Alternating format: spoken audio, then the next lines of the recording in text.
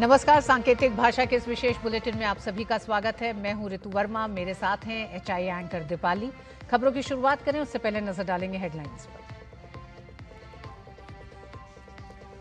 उपराष्ट्रपति पद के विपक्षी उम्मीदवार सुदर्शन रेड्डी की लालू यादव से मुलाकात पर भाजपा ने नैतिकता पर उठाए सवाल।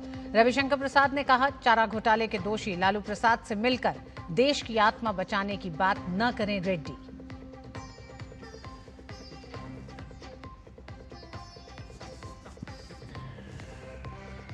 उपराष्ट्रपति चुनाव से ठीक पहले एनडीए सांसदों की कार्यशाला का आज दूसरा दिन। सांसदों को जनता से बेहतर संपर्क रखने और केंद्रीय योजनाओं की जानकारी देने पर जोर।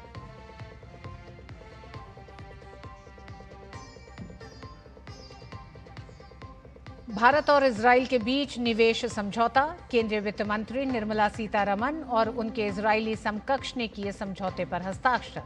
द्विपक्षीय निवेश को मिलेगा बढ़ावा।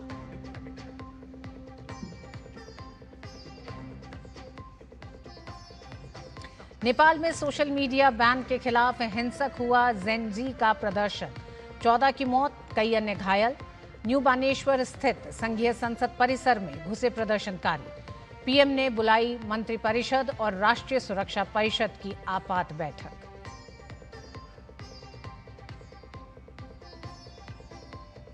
और डोडा विधानसभा से आप विधायक महराज मलिक पब्लिक सेफ्टी एक्ट के तहत गिरफ्तार।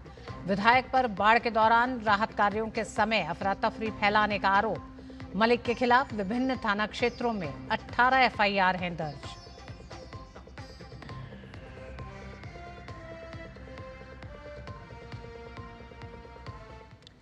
नेपाल में सोशल मीडिया पर प्रतिबंध के कारण बड़ी संख्या में युवा प्रदर्शनकारी अपनी आवाज दबाने के खिलाफ सड़कों पर उतर आए हैं। नेपाल सरकार की ओर से कई सोशल मीडिया प्लेटफॉर्म पर रोक लगाए जाने के बाद काठमांडू सहित देश भर के कई शहरों में गुस्साए युवा विरोध प्रदर्शन करते हुए नेपाल की संसद में घुस गए हैं। प्रदर्शनकारियों ने पुलिस बैरिकेड्स तोड़कर और गेट फांदकर न्यू बानेश्वर स्थित संघीय संसद परिसर में धावा बोल दिया है। पुलिस ने उन्हें तितर बितर करने के लिए आंसू गैस और पानी की बौछारों का इस्तेमाल किया। इसके बाद हालात बेकाबू हो गए। प्रदर्शन के हिंसक हो जाने पर पुलिस द्वारा की गई गोलीबारी में 14 लोगों की मौत हो गई और कई अन्य घायल हो गए। लगभग 100 लोगों का विभिन्न अस्पतालों में उपचार चल रहा है। नेपाल सरकार का कहना है कि सोशल मीडिया सेवाएं देने वाली कंपनियां नेपाल में आकर रजिस्ट्रेशन कराएं और धांधली और गड़बड़ी को रोकने के लिए एक सिस्टम तैयार करें। इसमें फेसबुक, इंस्टाग्राम, व्हाट्सएप, एक्स और यूट्यूब जैसी प्रमुख वेबसाइट शामिल हैं। नेपाल सरकार का दावा है कि ये प्रतिबंध सोशल मीडिया कंपनियों द्वारा कई चेतावनियों के बावजूद स्थानीय अधिकारियों के साथ पंजीकरण न कराने का परिणाम है। इस आंदोलन को पत्रकारों और अधिकतर कार्यकर्ताओं सहित विभिन्न समूहों का समर्थन प्राप्त है। पीएम केपी शर्मा ओली ने शाम 6 बजे मंत्रिपरिषद और राष्ट्रीय सुरक्षा परिषद की आपात बैठक बुलाई है। कंट्री के फ्यूचर है ना, सो हमारे लिए कुछ अच्छा होना चाहिए। इधर सब हमारे माँ बाप काम कर रहे हैं, टैक्स पे कर रहे हैं, ताकि जो गवर्नमेंट ऑफिसर है उनके चिल्ड्रंस के लिए तो अच्छा हो रहा है, पर हमारे लिए तो कुछ हो नहीं रहा है ना। सो हम चाहते हैं कि हमारा जो आवाज़ है वो गवर्नमेंट तक पहुँचे, वो हमें सीरियसली ले। There is law, right to freedom, but then it's not being implemented as we see. And like our voice has been taken under control, like we cannot speak freely. We are here struggling each day for better future. So this is we need to stop this. So it is enough. So we need to talk about it for more people. So we need the support. Bharat और Israel ने आज द्विपक्षीय निवेश समझौते पर हस्ताक्षर किए। भारत के 3 दिन के दौरे पर आए इजराइल के वित्त मंत्री ने केंद्रीय वित्त मंत्री निर्मला सीतारमण के साथ समझौते पर हस्ताक्षर किए। केंद्रीय वित्त मंत्रालय ने अपने सोशल मीडिया अकाउंट एक्स पर इस आशय की जानकारी के साथ तस्वीरों को भी साझा किया। बिहार में वोटर लिस्ट के विशेष गहन पुनरीक्षण यानी एसआईआर मामले में सुनवाई के दौरान सुप्रीम कोर्ट ने कहा है कि अकेले आधार को भी 11 मान्य दस्तावेजों के बराबर माना जाए। जस्टिस सूर्यकांत ने कहा कि हम साफ कर दें कि यह सिर्फ प्लेस ऑफ रेजिडेंस के प्रमाण के लिए है, न कि नागरिकता तय करने के लिए, यानी कि आधार को 12वें दस्तावेज के तौर पर माना जाएगा। चुनाव आयोग आधार का सत्यापन कर सकता है। इससे पहले जस्टिस सूर्यकांत ने कपिल सिब्बल से पूछा कि आधार को लेकर आप क्या निर्देश चाहते हैं। इस पर कपिल सिब्बल ने कहा कि हमने आधार को सिर्फ रेजिडेंस प्रूफ के तौर पर स्वीकृति की मांग की है। वहीं चुनाव आयोग के वकील राकेश द्विवेदी ने कहा कि किसी व्यक्ति के वोटर के तौर पर पात्रता सुनिश्चित करने के लिए ईसी यानी चुनाव आयोग नागरिकता की जांच करने के लिए अधिकृत है।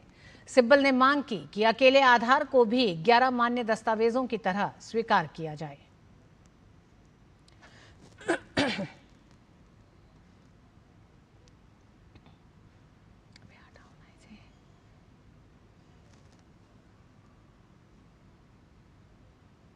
कर्नाटक में भाजपा ओबीसी मोर्चा के महासचिव सप्तगिरी गौड़ा ने कांग्रेस अध्यक्ष मल्लिकार्जुन खड़गे के किसानों के साथ व्यवहार की कड़े शब्दों में निंदा की है। उन्होंने कहा कि कांग्रेस अध्यक्ष का किसानों के साथ व्यवहार इस बात को दर्शाता है कि कांग्रेस केवल और केवल वोट बैंक की राजनीति करती है। बाढ़ प्रभावित इलाकों में जहां देश के कोने कोने से मदद की जा रही है, वहीं कांग्रेस किसानों की पीड़ा समझने की बजाय सत्ता के लिए कुछ भी कर सकती है। Comes to him and asks for a rescue where he has lost so much of crops due to the flood, and this is not the way a leader should behave with a common man. This is so unsensitive towards the common man. This has always been the Congress attitude towards the people, and this has been continuing. This has been shown on the face of the media how he speaks towards the common man.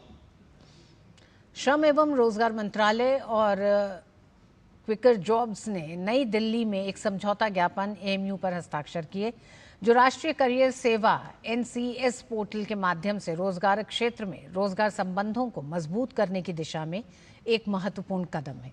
इस समझौते ज्ञापन पर केंद्रीय श्रम एवं रोजगार मंत्री doctor Mansukh Mandaviya और श्रम एवं रोजगार मंत्रालय की राज्य मंत्री शोभा करंदलाजे की उपस्थिति में हस्ताक्षर किए गए। डॉक्टर मनसुख मांडविया ने कहा कि देश के युवाओं को एक प्लेटफॉर्म में ही जॉब जानकारी मिले, इसके लिए ये प्रयास है। नेशनल करियर सर्विस पोर्टल में 46 लाख वैकेंसी दर्शाई गई हैं, जहां अंतर्राष्ट्रीय जॉब के लिए भी 28,000 से ज़्यादा वैकेंसीज हैं। एम्प्लॉयमेंट देने वाले संस्थानों को साथ लाने और जोड़ने के लिए प्रयास किए जा रहे हैं। साथ ही इंटीग्रेशन, मेंटरशिप की आवश्यकता है, जिसके लिए मेंटर टुगेदर भी जुड़ रहा है। विभिन्न प्रयासों से पिछले महीने ही 18 लाख लोगों को रोजगार मिला है। देश के और एम्प्लॉयमेंट के साथ जुड़े हुए ऑर्गेनाइजेशन, एम्प्लॉयमेंट देने वाले ऑर्गेनाइजेशन,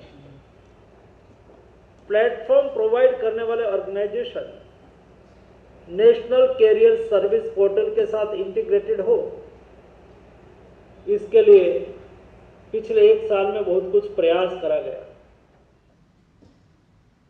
एक तरफ से जॉब भी दिलवाना, दूसरी तरफ उसको सोशल सिक्योरिटी भी देना, ये दोनों काम हमारे डिपार्टमेंट में हो रही है। हम अलग अलग कंपनी के साथ एमओए कर रहे हैं। आज क्विकर जॉब्स एंड मेंटर के साथ हम एमओए किया, वो भी एनसीएस पोर्टल के साथ जुड़ेंगे एंड हमारा कानूनी क्या है उसके तरफ वो भी चलेंगे। हम साथ साथ आने वाले दिन में भारत को विकसित भारत बनाना। वहीं एमओयू साइन करने वाली कंपनियों के अधिकारियों का कहना है कि वे सरकार के साथ मिलकर रोजगार देने के लिए काफ़ी उत्साहित हैं। इससे बेरोजगार युवाओं को रोजगार की सही और विस्तृत जानकारी तो मिलेगी ही, उन्हें रोजगार के साथ मेंटरशिप भी मिल सकेगी। To be collaborated, and also the MOU we have been continuing with Ministry of Labour and Employment for the continuously for the next year, coming year also, and we have been there with NCS from last 6 years now, and we have been actively participating in terms of all the developments. A mentor, when they take on their first job, are 2 times more likely to continue in the job for a longer time. And under the Pradhan Mantri Viksit Bharat Rozgar Yojana, key initiative of the Ministry of Labour and Employment is to provide a financial incentive to the new job entrant. But to ensure that they are able to sustain in the job, through this MOU, we will be providing a personalized mentor. राजधानी दिल्ली में 56वें engineering निर्यात संवर्धन परिषद यानी EEPC India राष्ट्रीय पुरस्कार समारोह का आयोजन हुआ। इस अवसर पर केंद्रीय वाणिज्य एवं उद्योग मंत्री पीयूष गोयल ने कहा कि आज देश जीरो डिफेक्ट जीरो इफेक्ट की रणनीति के साथ आगे बढ़ रहा है। केंद्रीय मंत्री पीयूष गोयल ने भारत में उच्च क्वालिटी के प्रोडक्ट बनाने और बेचने पर भी जोर दिया।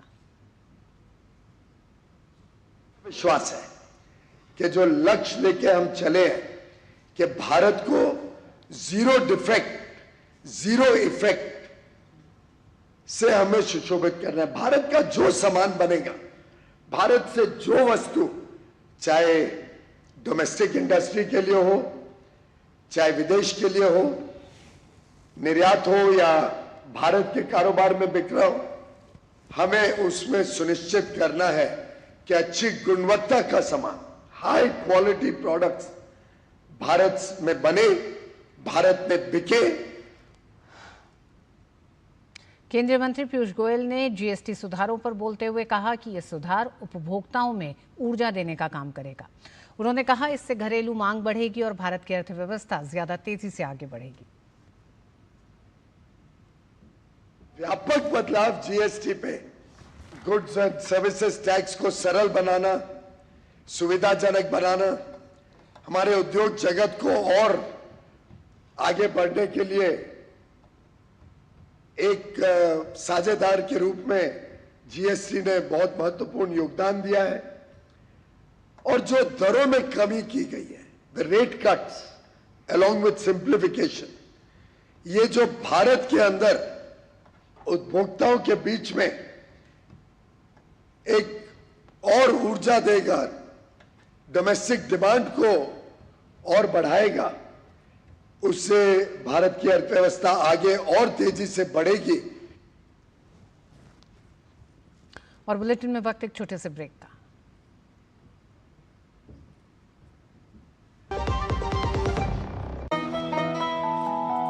वाह यार, क्या सही हुआ। मेरा भी मन करता है कुछ करने का।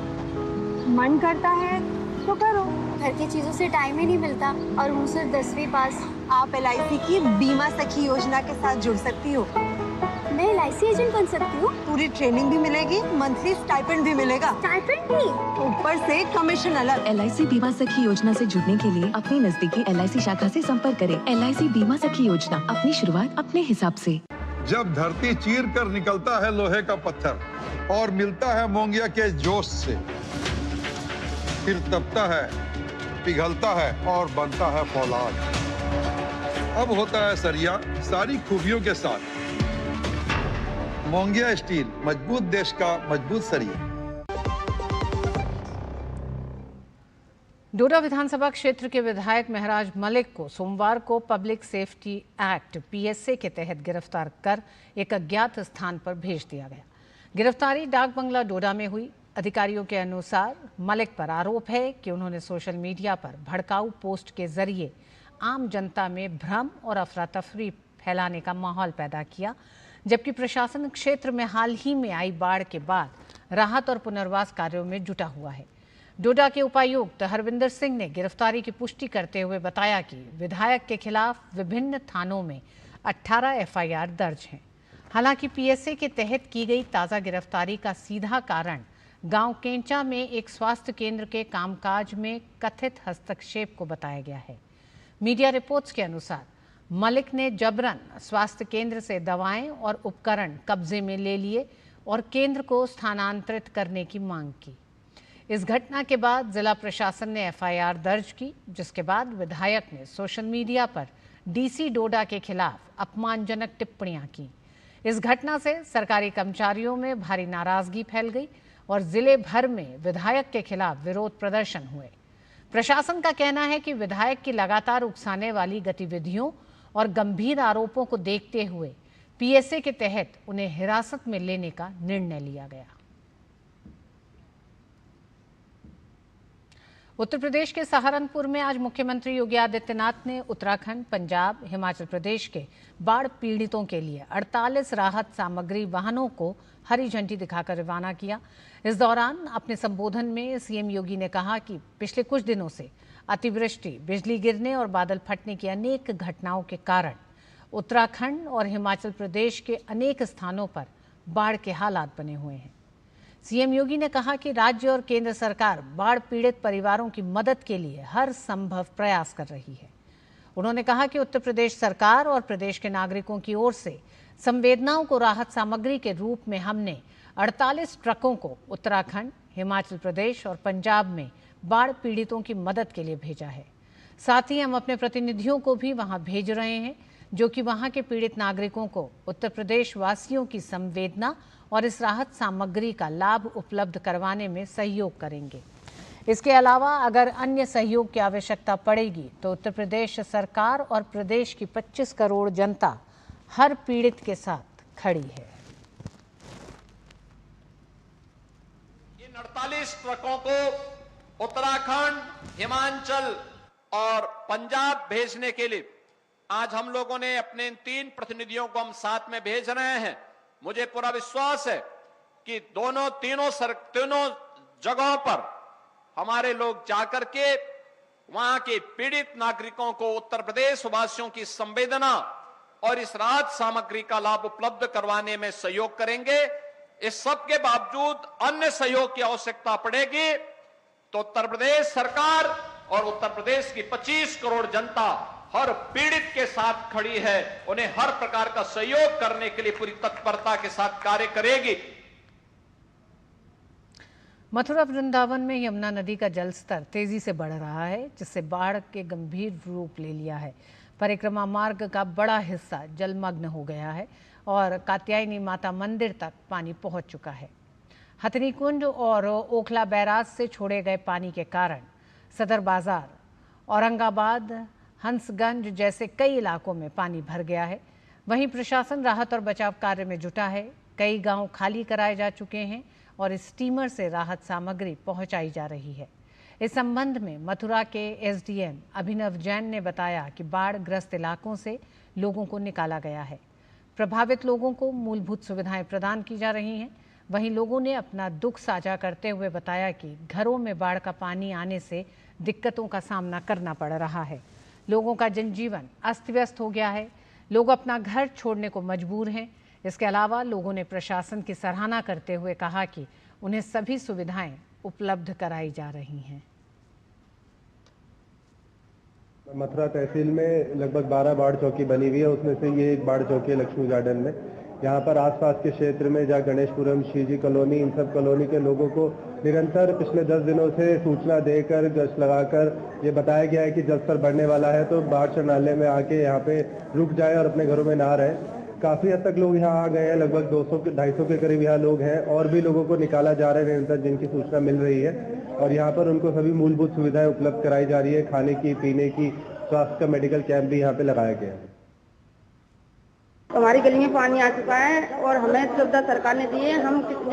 हम यहाँ आकर रुके हैं लक्ष्मी गार्डन में। सरकार ने सुविधा दी है, हमें पूरा खाना मिल रहा है, पूरी चाय में चाय पानी सब कुछ मिल रहा है हमें। बच्चे और बहू वहाँ फंसे पड़े, नाती फंसा पड़ा, मेरी गाय भी फंसी पड़ी है। बाढ़ आ चुकी है, घरों में पानी भर गया है।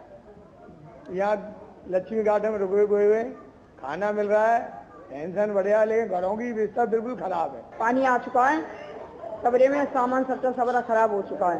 अब लक्ष्मी गार्डन में रुके हुए हैं, क्या करें, सब व्यवस्था खराब हो गई है। अब यहाँ तो बढ़िया व्यवस्था चल रही है खाने पीने की। तो भारी बारिश ने देश में कई जगहों पर तबाही मचा दी है। उत्तराखंड के हरिद्वार में सोमवार सुबह भीमगोड़ा क्षेत्र में काली मंदिर के पास मनसा देवी के पहाड़ी इलाके से तेज बारिश हुई। बारिश के कारण रेलवे लाइन पर मलबा गिरने से रेल मार्ग अवरुद्ध हो गया, जिससे कई ट्रेनों की आवाजाही पर असर पड़ा है और मंदिर को भी नुकसान पहुंचा है। रेलवे जीआरपी के क्षेत्राधिकारी सवप्रिल मुआल का कहना है कि सुबह 6:45 पर तेज बारिश के कारण भीमगोड़ा रेलवे ट्रैक पर पहाड़ से भारी मलबा गिरा, जिससे वहां स्थित शिवजी का मंदिर पूरी तरह से ध्वस्त हो गया और काली मंदिर में भी काफ़ी नुकसान पहुंचा है। रेलवे विभाग जीआरपी और आरपीएफ मलबा हटाने में लगा है, जिससे से जल्द रेल मार्ग को सुचारू किया जा सके। करीबन 6:45 बजे यहाँ से पहाड़ से मलबा गिरा है। काफ़ी बारिश हो रही है, उससे मलबा गिरा है। अब रेलवे जो नॉर्दर्न रेलवे है, जीआरपी आरपीएफ मिलकर इस मलबे को हटवा रहे हैं। सारी फोर्स आ गई है यहाँ पे, लगातार जेसीबी काम कर रहे हैं और लगातार इसमें गैस कटर्स भी आ गए हैं। जो मलबा जो फंसा हुआ है जाली वगैरह में, उसको हम काट कर निकाल रहे हैं और उसके बाद कोशिश है कि जल्द से जल्द हम ट्रैक क्लियर कराएंगे ताकि रेलवे का मूवमेंट स्टार्ट हो सके। काम यहाँ पर चल रहा है और 8 से 10 घंटे काम चलने की संभावना बताई जा रही है। तो इस दौरान जितनी ट्रेनों का संचालन देहरादून से हरिद्वार की तरफ को होना था, उनको फिलहाल रोक दिया गया है। ऐसा कोई यहाँ पर जान और माल का कोई हानि नहीं हुआ है, परंतु थोड़ा सेंसिटिव तो है क्योंकि काफ़ी सारा मलबा ट्रैक पे आया हुआ है और मौके पे आरपीएफ, जीआरपी, सिविल पुलिस और रेलवे का समस्त स्टाफ एसएसबी यहाँ मौजूद है। प्रधानमंत्री नरेंद्र मोदी 17 सितंबर को देश की महिलाओं और बच्चों को स्वास्थ्य का एक बड़ा तोहफा देने जा रहे हैं। इस दिन स्वस्थ नारी सशक्त परिवार अभियान की शुरुआत करेंगे। केंद्रीय स्वास्थ्य मंत्री जेपी नड्डा ने एक्स पोस्ट के जरिए इस आशय की जानकारी दी है। उन्होंने अपने पोस्ट में लिखा कि पीएम मोदी के इस महत्वाकांक्षी अभियान के तहत देश भर में 75,000 स्वास्थ्य शिविर लगाए जाएंगे, जिनका उद्देश्य हर महिला और बच्चे तक गुणवत्तापूर्ण स्वास्थ्य सेवा पहुंचाना है। इसके साथ ही सभी आंगनबाड़ियों में पोषण और स्वास्थ्य जागरूकता के लिए पोषण माह भी मनाया जाएगा। केंद्रीय स्वास्थ्य मंत्री जेपी नड्डा ने निजी अस्पतालों से भी इस जन भागीदारी अभियान का हिस्सा बनने की अपील की है। केंद्रीय स्वास्थ्य मंत्री ने बताया कि इन शिविरों में महिलाओं और बच्चों की विशेष स्वास्थ्य आवश्यकताओं को ध्यान में रखते हुए सेवाएं उपलब्ध कराई जाएंगी, जो सरकार की समावेशी स्वास्थ्य सेवा के सपने को साकार करेंगी। इन प्रयासों से स्वस्थ परिवार और सशक्त समुदाय निर्माण की दिशा में महत्वपूर्ण कदम उठाया जाएगा।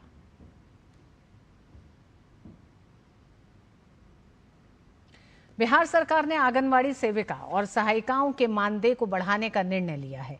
बिहार में पहले आंगनबाड़ी सेविका का मानदेय 7,000 रुपये और आंगनबाड़ी सहायिका का मानदेय 4,000 रुपये था। नीतीश सरकार के मानदेय में बढ़ोतरी के बाद अब आंगनबाड़ी सेविका का मानदेय 7,000 रुपये से बढ़ाकर 9,000 रुपये और आंगनबाड़ी सहायिका का मानदेय 4,000 रुपये से बढ़ाकर 4,500 रुपये कर दिया गया है। मुख्यमंत्री नीतीश कुमार ने कहा है कि राज्य में बच्चों और गर्भवती महिलाओं के पोषण व जीवन स्तर सुधार में आंगनबाड़ी सेविकाओं और सहायिकाओं की महत्वपूर्ण भूमिका है।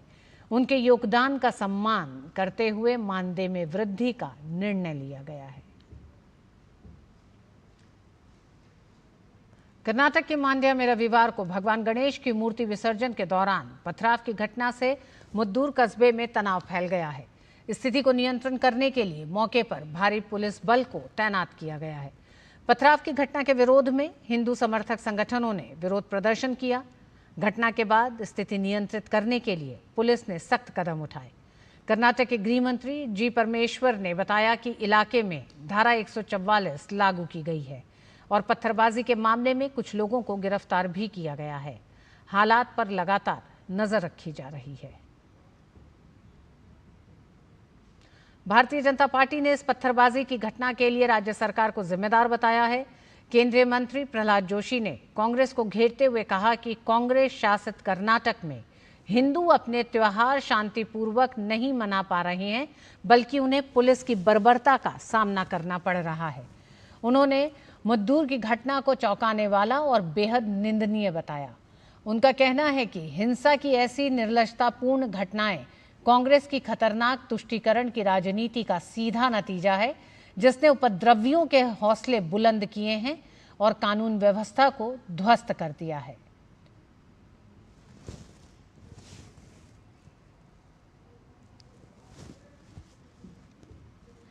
बीएसएफ के जवानों ने जम्मू के सुचेतगढ़ में अंतर्राष्ट्रीय सीमा पर संदिग्ध गतिविधि के दौरान एक पाकिस्तानी नागरिक को हिरासत में लिया है। ये व्यक्ति सीमा बाढ़ की ओर बढ़ रहा था, जिसे देखकर सतर्क जवानों ने उसे तत्काल चेतावनी दी। संभावित खतरे को भांपते हुए जवानों ने गोलीबारी की और उसे काबू में कर लिया। पूछताछ के दौरान संदिग्ध सिराज खान ने बताया कि वो पाकिस्तान के पंजाब से आया है। वो पाकिस्तान के तहसील भलवाड़ जिला सरगोधा का रहने वाला है। सिराज खान की तलाशी में पाकिस्तानी मुद्रा बरामद हुई। उसे आवश्यक कार्रवाई के लिए स्थानीय पुलिस के हवाले कर दिया गया है। बीएसएफ ने इस घटना को लेकर अपने पाकिस्तानी समकक्ष के समक्ष औपचारिक विरोध दर्ज कराया है।